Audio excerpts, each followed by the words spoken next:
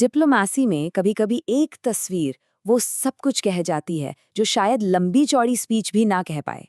और हाल ही में एक ऐसी ही तस्वीर सामने आई। भारत के प्रधानमंत्री और जर्मनी के एक बड़े नेता साथ में पतंग उड़ा रहे हैं। अब ये सिर्फ एक फोटो ऑप नहीं है, नहीं, ये भारत और जर्मनी के बीच जो रिश्ता गहरा हो रहा है ना, उसका एक बहुत पावरफुल सिंबल है। तो चलिए आज इसी सिंबल को डिकोड करते हैं और समझते हैं कि इस साझेदारी के असल मायने क्या हैं। और देखिए, इस बात को सिर्फ हम ही नहीं कह रहे हैं।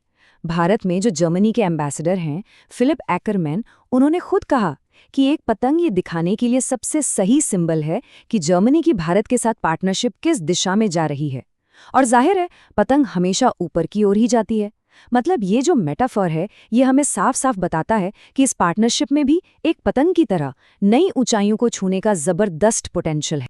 तो आइए इस सिंबल को, इस प्रतीक को थोड़ा और गहराई से समझते हैं। देखिए, जो प्रधानमंत्री मोदी और जर्मनी के senior leader Friedrich Merz Ahmedabad में एक साथ पतंग उड़ा रहे होते हैं, तो ये कोई मामूली कल्चरल इवेंट नहीं है। इसके पीछे एक सोची समझी डिप्लोमेटिक मैसेजिंग है जिसका एक बहुत गहरा मतलब है। सोचिए जरा, पतंग कैसे उड़ती है? हवा के थपेड़ों के बीच एक बैलेंस बनाकर वो और ऊपर उठती जाती है। बिल्कुल यही बात आज भारत जर्मनी पार्टनरशिप पर भी लागू होती है। आज की दुनिया में कितनी उथल-पुथल है, कितनी चुनौतियां हैं। इन मुश्किल हवाओं के बीच भी ये साझेदारी अपनी ताकत और कह सकते हैं अपना लचीलापन दिखा रही है। तो सवाल ये है कि ये प्रतिकूल हवाएं हैं क्या? मतलब वो कौन सी ग्लोबल चुनौतियां हैं, वो कौन सी कॉमन चिंताएं हैं जो इन दो बिल्कुल अलग-अलग देशों को एक साथ और करीब ला रही हैं? देखिए, दोनों ही देश महसूस कर रहे हैं कि दुनिया में जो एक रूल्स बेस्ड ऑर्डर था, मतलब नियमों पर आधारित जो व्यवस्था थी, वो कमजोर पड़ रही है। इंटरनेशनल ट्रेड के नियम हों या फिर इंटरनेशनल लॉ की अनदेखी, भारत और जर्मनी दोनों का मानना है कि दुनिया में स्थिरता बनाए रखने के लिए एक प्रिडिक्टेबल सिस्टम जरूरी है। और जब हम चीन का आग्राहक रवैया देखते हैं या यूक्रेन में रूस की कार्रवाई, तो ये चिंताएं और भी बढ़ जाती हैं। बस यही जो कॉमन ग्राउंड है, यही जो साझा सोच है, वो इस पार्टनरशिप की असली बुनियाद है।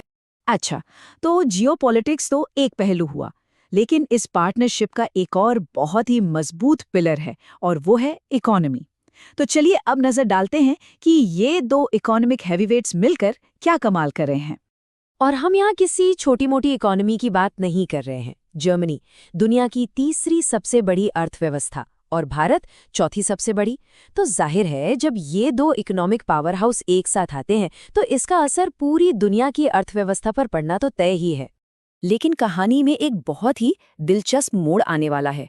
अनुमान है कि कुछ ही सालों में भारत जर्मनी को पीछे छोड़कर दुनिया की तीसरी सबसे बड़ी इकोनॉमी बन जाएगा। अब आमतौर पर इसे कंपटीशन की तरह देखा जाता है ना, पर सबसे कमाल की बात यह है कि जर्मनी इसे अपने लिए खतरे की तरह नहीं, बल्कि एक बड़े अवसर की तरह देख रहा है। और ऐसा क्यों? क्योंकि ये पार्टनरशिप इस सोच पर टिकी है कि ग्लोबल इकोनॉमी कोई जीरो सम गेम नहीं है। मतलब ऐसा नहीं है कि अगर एक देश जीतेगा तो दूसरे को हारना ही पड़ेगा। नहीं, सोच ये है कि जब भारत की इकोनॉमी बढ़ेगी तो जर्मन इंजीनियरिंग, जर्मन प्रोडक्ट्स के लिए एक बहुत बड़ा बाजार खुलेगा। और वैसे ही जब भारत जर्मनी में इन्वेस्ट करेगा तो वहां कंपटीशन और इनोवेशन बढ़ेगा। मतलब ये एक ऐसी सिचुएशन है जिसमें दोनों की जीत है, एक क्लासिक विन विन सिचुएशन। तो हमने जियोपॉलिटिक्स की बात की, इकोनॉमी की बात की, लेकिन ये पार्टनरशिप सिर्फ सरकारों या बड़ी बड़ी कंपनियों के बीच का सौदा नहीं है। इसका जो सबसे अहम और शायद सबसे खूबसूरत पहलू है, वो है लोगों के बीच का connection, people to people tie. यही वो चीज़ है जो इस रिश्ते में जान डालती है। इसका एक बहुत ही शानदार उदाहरण हाल ही में देखने को मिला। सोचिए, एक भारतीय स्टूडेंट जिसने सिर्फ 4 महीने जर्मन भाषा सीखी थी, वो जर्मनी के चांसलर से एकदम कॉन्फिडेंस के साथ बातचीत कर रही थी। अब ये सिर्फ उस एक लड़की की कहानी नहीं है, ये उन हजारों लाखों स्मार्ट और टैलेंटेड भारतीयों की कहानी है जो आज जर्मनी जाकर वहाँ की ग्रोथ में अपना योगदान दे रहे हैं। और टैलेंट के इसी फ्लो को एक सही दिशा देने के लिए दोनों देशों ने एक migration and mobility partnership agreement sign किया है। ये है क्या? ये असल में एक ब्रिज की तरह है। एक तरफ है जर्मनी, जिसे स्किल्ड लोगों की जरूरत है, और दूसरी तरफ है भारत, जिसके पास दुनिया का सबसे बड़ा यूथ टैलेंट पूल है। ये अग्रीमेंट इन दोनों को जोड़ता है, जिससे दोनों ही देशों को फायदा हो।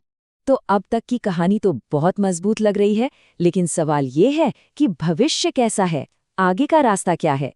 चलिए एक नजर डालते हैं कि आने वाले समय में इस पार्टनरशिप के लिए कौन से बड़े माइलस्टोन्स इंतजार कर रहे हैं। आने वाला समय काफी एक्शन पैक्ड रहने वाला है।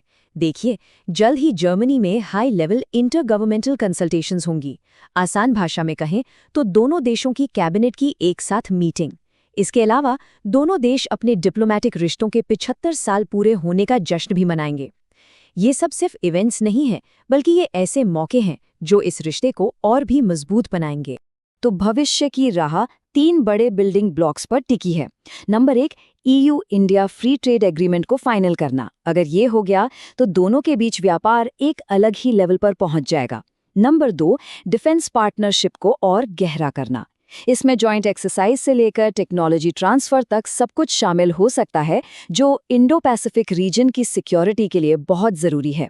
और नंबर 3 और सबसे जरूरी, लोगों के बीच के कनेक्शन को लगातार मजबूत करते रहना, क्योंकि आखिर में यही इस पार्टनरशिप की असली जान है।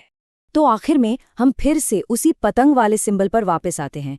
जैसे जैसे भारत और जर्मनी की ये साझेदारी वाली पतंग ऊंची और ऊंची उड़ रही है, ये हमें एक बहुत बड़े सवाल पर लाकर छोड़ देती है।